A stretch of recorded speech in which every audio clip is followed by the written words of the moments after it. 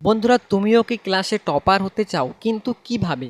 তুমি যদি ক্লাসে টপার হতে চাও তাহলে আজকের এই ভিডিওটা তোমার জন্য খুবই ইম্পর্টেন্ট হতে চলেছে।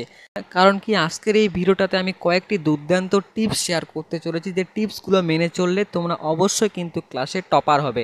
তো চলো আজকের এই ভিডিওটা শুরু করা যাক। শুরু করার আগে ছোট্ট একটা রিকোয়েস্ট, চ্যানেলে নতুন হয়ে থাকলে প্লিজ একটা লাইক দিয়ে চ্যানেলটাকে সাবস্ক্রাইব করে দিও। তো চলো শুরু করা যাক।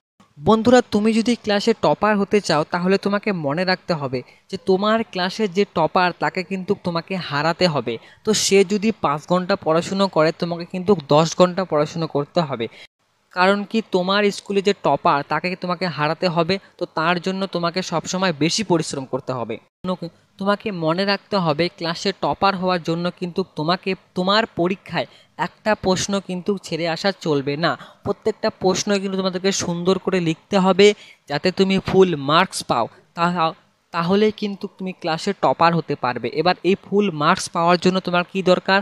ভালোভাবে পড়াশুনো, পরিশ্রম, নিজের প্রতি বিশ্বাস, দিনরাত পরিশ্রম করলেই কিন্তু তুমি ভালো মার্কস নিয়ে আসতে পারবে। এবার তুমি যদি পরিশ্রম না করে ভাবো যে আমি ক্লাসে টপার হব, তাহলে কিন্তু কোনোদিনও সম্ভব নয়।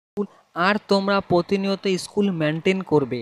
আর তুমি যে ক্লাসে ফার্স্ট হতে চাও, এই কথাটা কিন্তু তোমার কাউকে বলার প্রয়োজন নেই। কারণ কি, এতে হয়তো তুমি যদি কাউকে বলো তাহলে এতে হয়তো তোমাকে কয়েকজন সাহায্য করবে, কিন্তু বেশিরভাগ জনে কিন্তু তোমাকে ডিমোটিভেট করবে যে তুই পারবি না, তোর দ্বারা সম্ভব নয় ক্লাসে টপার হওয়া, কোনো চারটিখানি কথা নয়। তো বন্ধু, তুমিও পারবে। আজকের এই ভিডিওটা আমি যে কথাগুলো বললাম, এই কথাগুলো তোমরা মেনটেন করে চলো, ফলো করে চলো, তোমরা অবশ্যই ক্লাসে টপার হতে পারবে। তো চলো আজকের এই ভিডিওটা এখানে শেষ